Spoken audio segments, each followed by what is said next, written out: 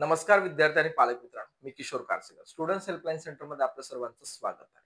तर आजच्या व्हिडिओमध्ये आपण आपला जोही 12वी बोर्डचा रिझल्ट आहे त्या 12वी बोर्डच्या रिझल्ट बद्दल आपण माहिती घेणार आहे. तर बोर्डचं जसं की आपण वेबसाईट ज्यावेळेस व्हिजिट करतो त्यावेळेस आपल्याला क्लिअरली मेन्शन होईल की 5 मेला आपला 1 PM नंतर या ठिकाणी रिझल्ट डिक्लेअर होणार आहे. तर या ठिकाणी बऱ्याच विद्यार्थ्यांना एक प्रतीक्षा होती की आपला रिझल्ट केव्हा डिक्लेअर होणार आहे. तर आपली डेट आणि टाइम पण अनाउन्स केलेला आहे. आणि महत्वाची गोष्ट आहे की दरवर्षीच्या तुलनेत यावर्षी हा रिझल्ट आपला खूप लवकर या ठिकाणी डिस्प्ले होत आहे. या अनुषंगाने लक्षात घ्यायचं आहे की यावर्षीच्या ज्या काउन्सिलिंग प्रोसेस आहेत या सुद्धा आपल्याला लवकरात लवकर या ठिकाणी सुरुवात होणार आहे. याची दक्षता घ्या. त्या अकॉर्डिंग आपल्याला प्रवेश प्रक्रियेसाठी काय डॉक्युमेंट्स लागणार आहेत याबद्दल ऑलरेडी आपल्या चॅनलवरती मी बऱ्याच वेळेस इन्फॉर्मेशन दिली आहे. त्या आपण चेक करू शकतात. आणि महत्वाची गोष्ट आहे ज्यावेळेस आपला हा रिझल्ट लागेल, रिझल्ट लागल्यानंतर की फक्त सायन्सचेच विद्यार्थी नसणार आहेत.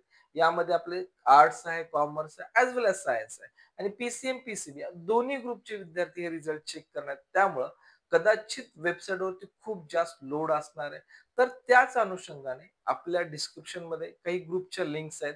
त्या लिंक वरती ज्याही गव्हर्नमेंटच्या जेवढ्याही मॅक्झिमम वेबसाईटवरती आपला रिझल्ट पाहण्यास मिळतो त्या सर्व वेबसाईटच्या मी लिंक प्रोव्हाइड केलेत की जेणेकरून आपल्याला जास्त वेट करायचं किंवा लोडिंग मुळे आपल्याला जास्त काही प्रॉब्लेम होणे या अनुषंगाने मी या लिंक प्रोव्हाइड केल्या आहेत. सोबतच ज्यावेळेस आपला रिझल्ट डिक्लेअर होईल, रिझल्ट डिक्लेअर झाल्यानंतर जे की सायन्सचे विद्यार्थी आहेत या विद्यार्थ्यासाठी एक प्रश्न पडतो की माझी ग्रुपिंग कंप्लीट आहे किंवा नाही.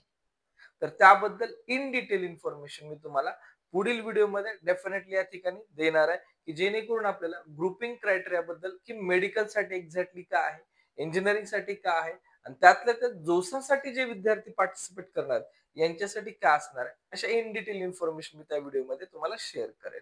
ठीक आहे.